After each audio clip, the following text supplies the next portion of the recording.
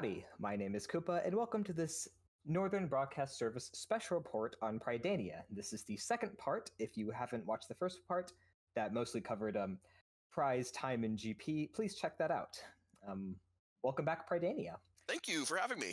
All right, so let's just delve right into this.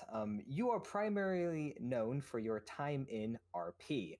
So tell us about your time in RP, both in your time outside of TMP RP and your time in TMP RP.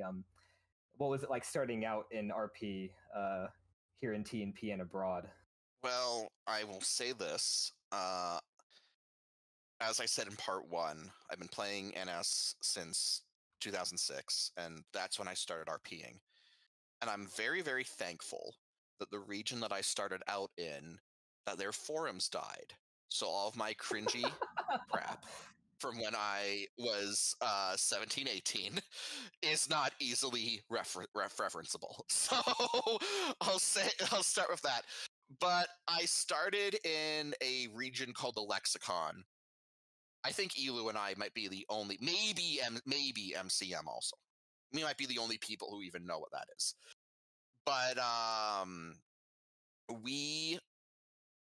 I started in the Lexicon. It was completely random. I created a nation in NS, and I think they just happened to be the first recruitment telegram that I got, and I popped over there. And it was actually kind of a fun, close-knit community. A lot of the people who I still know to this day in NS are actually people I met in the Lexicon back then, including Elu. And I primarily focused on RP.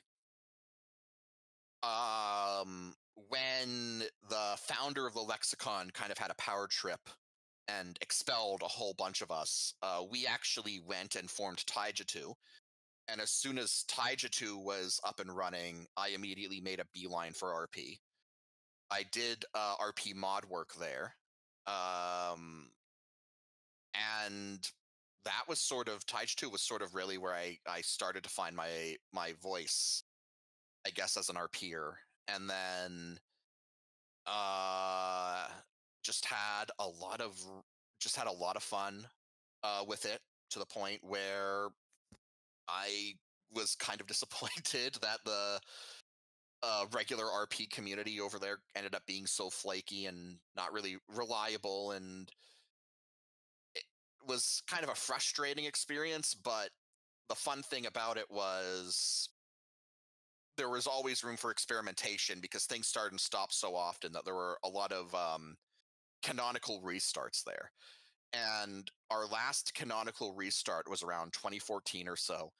And I decided I had this idea in my head that I had been working on that I really wanted to flesh out. I wanted to write this. I just wanted to write this thing down.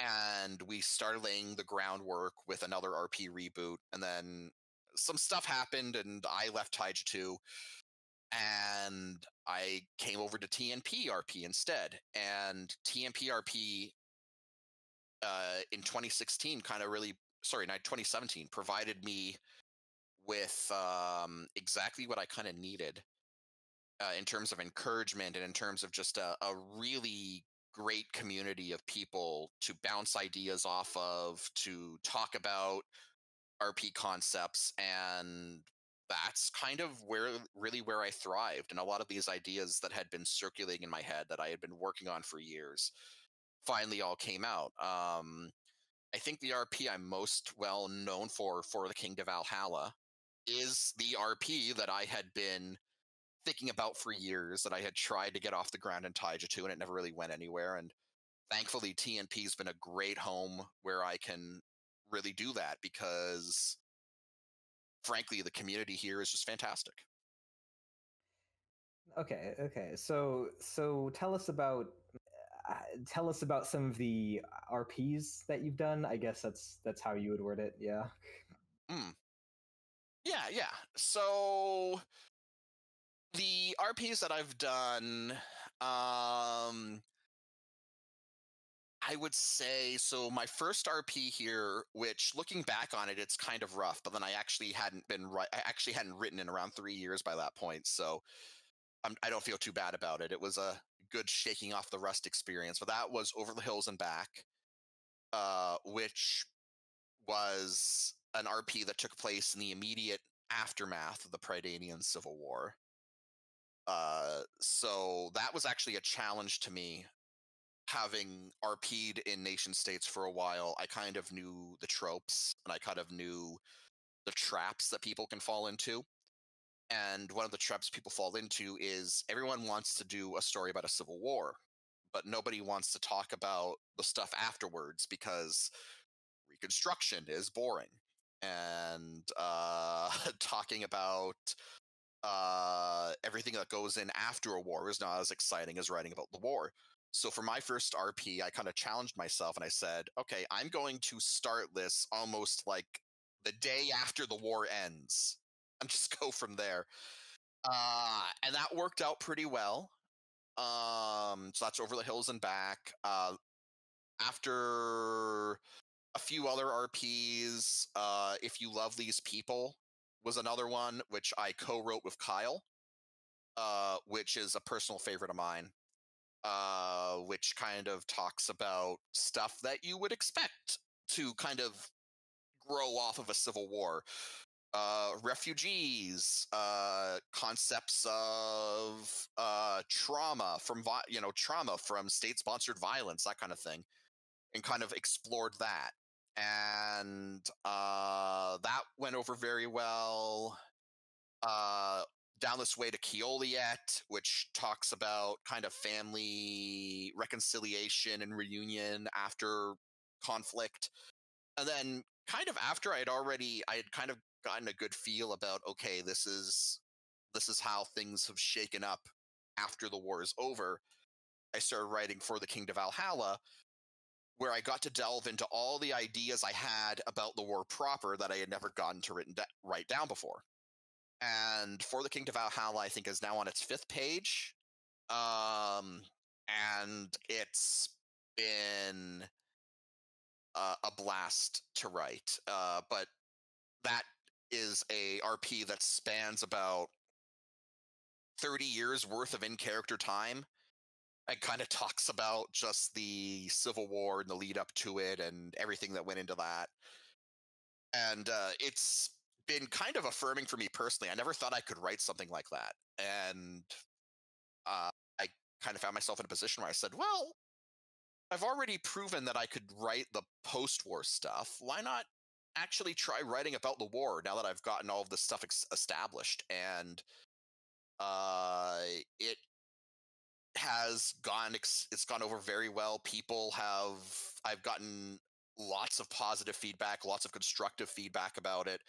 And I've gotten people, probably the biggest compliment that you can get as an RPer is when other people say, hey, that's really interesting. I want to be involved. Can I work on an idea with you? And so collaboration with people like Kyle, with people like Norcia, with people like Ark, with people like Goyanis, with people like Andy, Pred, Yolk. Like, I don't want to. I'm afraid if I leave someone out, they're going to get mad. But it's that awesome experience when someone goes, "I really like what you're writing. Can I get involved too?" And it's an awesome experience because it is it's a bit of validation, but it's that feeling of, hey, like, you wrote something that other people are interested in and they want to contribute. And that's sort of the great thing about RP. It is that collaborative nature, that you might start with an idea and then someone else has their own take on it, that maybe they want to incorporate it, and you can work with them and do that, and then that spawns so many other things. So it's been really cool to see.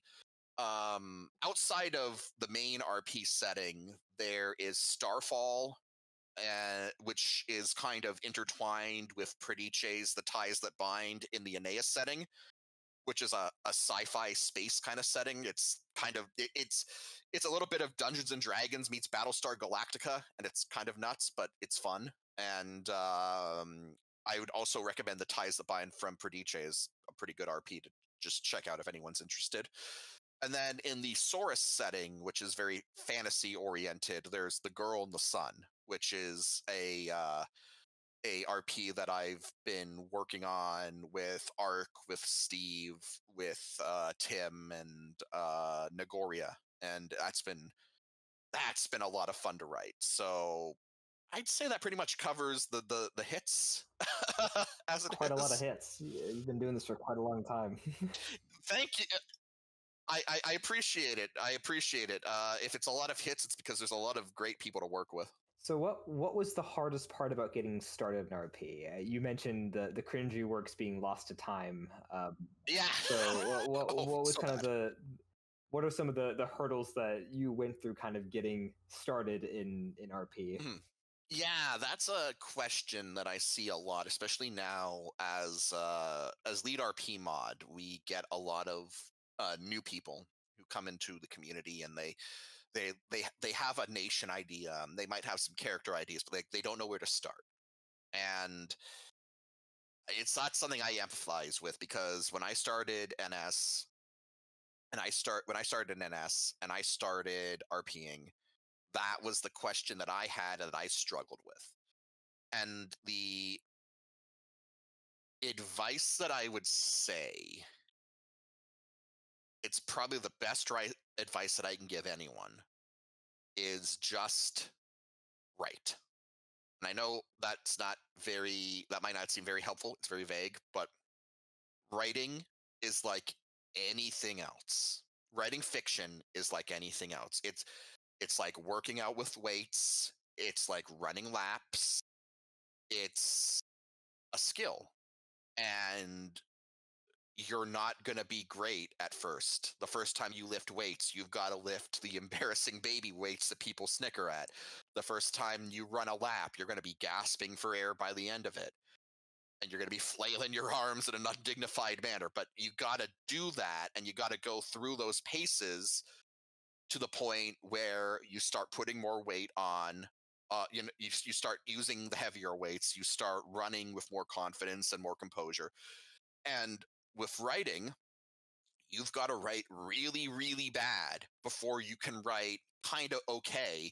And you've got to write kind of okay before you can write, that's all right. And you got to write, that's all right before you can write well.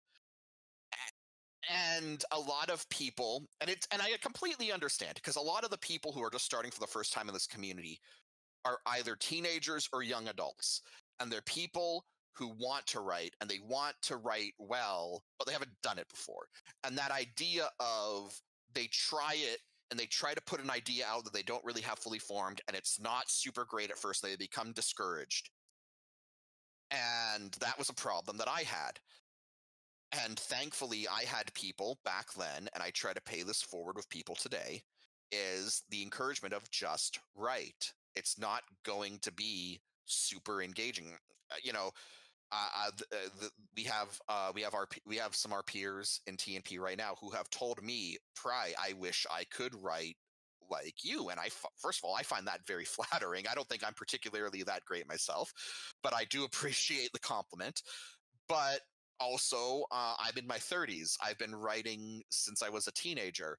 That's like a decade and a half of practice. And if you're someone who's a teenager now or early 20s now and you're just starting, you're going to have to go through your reps. So what I would say, the best advice is, whatever idea you have, focus on it and write, and just write. And don't worry if it's cringy, and don't worry if it's not, fantastic. I've seen some truly bad RPs in my time, and I can assure almost anyone out there who might be listening in our RP community, if you feel self-conscious about your own writing, you're already miles ahead of some of the worst out there, so you don't have to worry about that. But I would encourage people that if they feel like, oh, I just don't know what to write. One, yes, you do. You joined an RP community. You obviously have an idea of some sort. Some idea. Just write about it. Just write about it and see where it goes. There might be a character you didn't think you would care for that ends up capturing your imagination. You might have plot threads that you weren't entirely sure where they were going to go, but as you're writing, the characters start to inform you where those plot threads should go, what makes the most sense for them. And that is something that you're not going to do if you let your self-consciousness get to you. If you're self-conscious about your own work and you don't write because of that self-consciousness, you're never going to experience that growth. So absolutely right. Like, just as an example, uh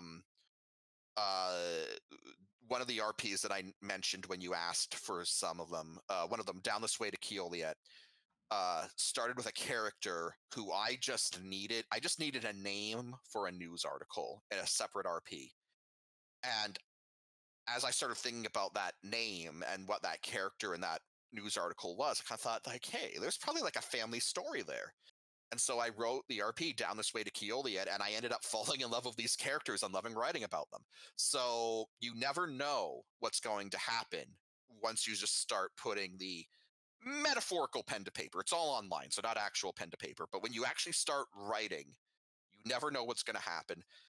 And even if you don't have these revelations, the simple act of writing will help you improve. The more that you write, the better you're going to get over time. Even if you don't perceive that improvement, it will happen. Putting finger to keyboard, if you will, in our modern era. Exactly. So in this, you mentioned your role as RP moderator. Yes. So expand a bit on that. How did you get the position, and what has it been like being RP moderator?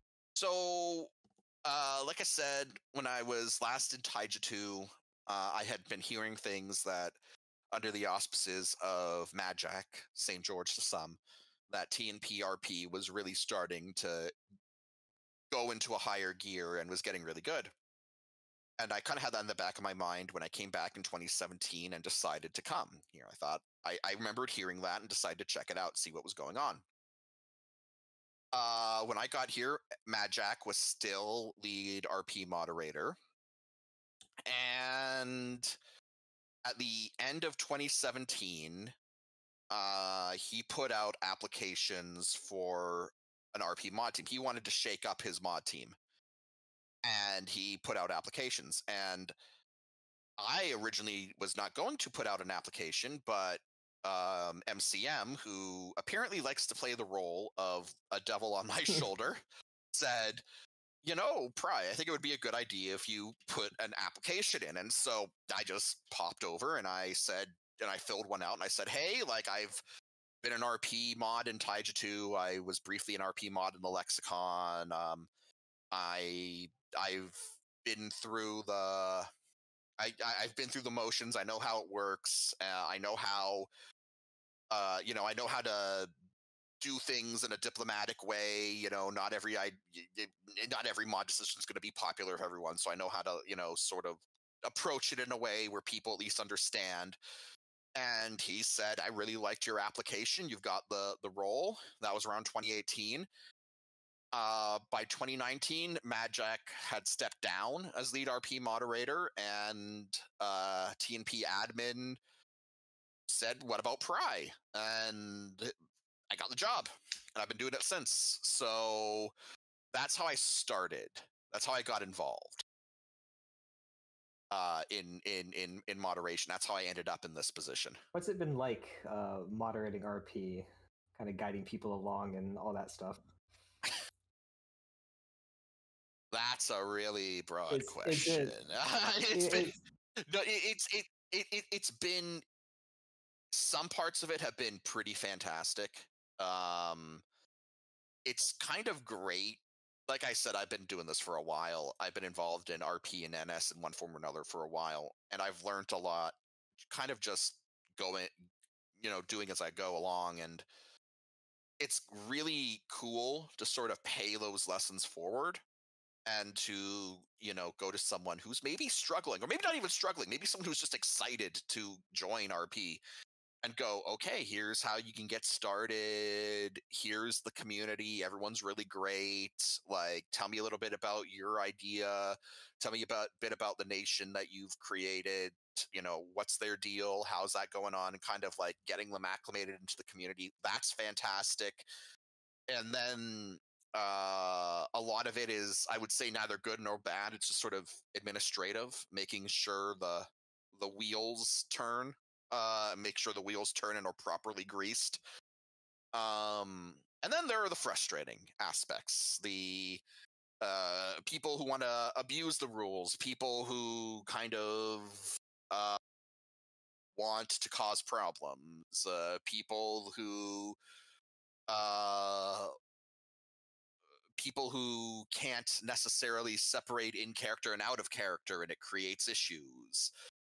That stuff's not super fun to deal with, but it's necessary to deal with, and I'm under no delusions that it's not as if these problems would go away if I step down. So it's just part of having an RP community. You're always going to have people like that, and the best that any of us can really do is just do our best with the situation at hand.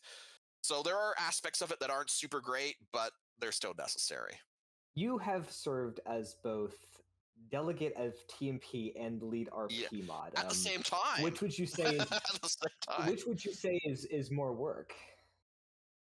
Oh, delegate. I'm tempted to say delegate, just because, again, like kind of referring to part one, like almost as soon as I took my oath of office as delegate after winning that election, I got DMs from people in regions I had no idea who they were, being like, I need to talk to you right now.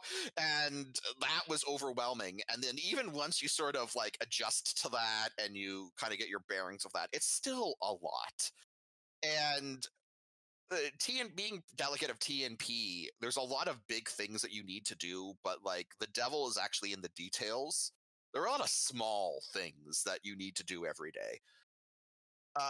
Being lead RP mod in TNP is a different sort of animal altogether, because and I have had periods of this where half a year goes by and everything is smooth. You barely have to do almost anything at times. You can, everyone sort of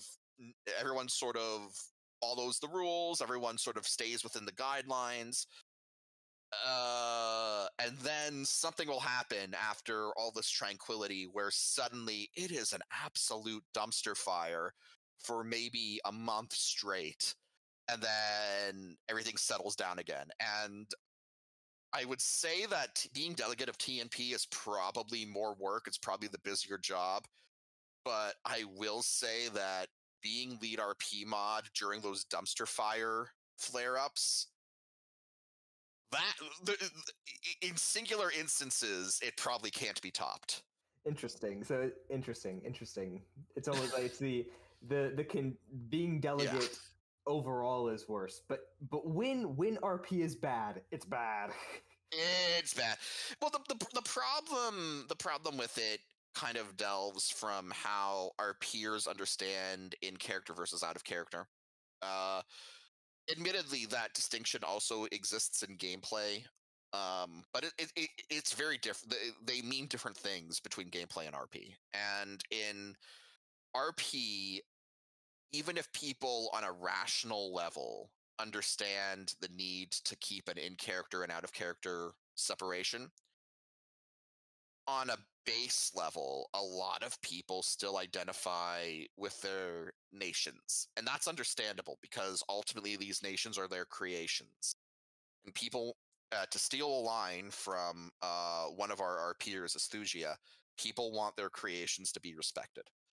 And sometimes RP shakes out in a way, sometimes plots go in a certain direction, sometimes the internal machinations of the roleplay world shift in such a way that someone feels like their creation has been disrespected, even if it hasn't been it's the difference between the rational and the irrational. People can rationally understand something, but irrationally still get upset. And when people feel like their creations haven't been taken seriously, flare-ups happen. And because these nations are in some way closely tied to their own creativity, they feel very personal about it. And when that happens, it can be very ugly. And you kind of have to have a very delicate hand with it. And just it's like trying to sort through a volcanic eruption with a plastic shovel and a roll of bounty paper towels. Like, you've just got to be very careful about it, and you've kind of just got to accept that the volcanic activity is going to rage for a bit before it calms down, and then you can just try to address people's concerns as best you can. But when things tend to get angry like that, they tend to get really bad. Thankfully, through the efforts that Mad Jack put into place, that I have continued, because they were really good ideas. They're really, and I don't think I'm the smartest guy in the world, but I think I'm smart enough to recognize a good idea and know when to keep it around. We've done a good job in really stressing out of character and in character separation, and really pushing that, and that has helped. That has helped considerably. I'd say we've seen tremendous success in getting people to understand that distinction, but every now and then it does flare up, and that can be not great. But it's all about handling things in the proper way, trying to understand that at the end of the day, people just want their creations respected. And when you kind of come at it from that perspective, people become much more amicable, because they understand that you're not trying to get them. You're not out to get them in any way. And you can assure them that you understand their concerns. Let's just try to work through whatever the latest blow up is. And that's the best way to handle it, I found. And handle RP you have. Thank you. This is it's been an exceptional interview. Thank you so much for coming on and doing all this. Oh no, thank you. I'm happy to do it. It's always fun to sit down with no offense, but the older nations in the game and talk about their long times in nation states. Oh yeah, no. I'm happy. I'm happy to do it, actually. Unrelated to anything else, I was actually talking to MJ in a voice chat the other day, and I mentioned, oh yeah, like 2006, that's when I started in nation states. He just replied, "You're so goddamn old." And it's like, okay, I respect that. That's fair. But yeah, I'm always happy to pop on by NBS. You guys do great work. Well, thank you so much for coming on. This has been Koopa interviewing Pry here on the special report of the Northern Broadcast Service. Thank you for listening or watching if you're watching on YouTube. And if you are on YouTube, please subscribe so you get further notifications when new episodes come out. And please make sure that you endorse our Delegate Simone, our Vice Delegate Chipoli, and the Security Council. Thank you so much.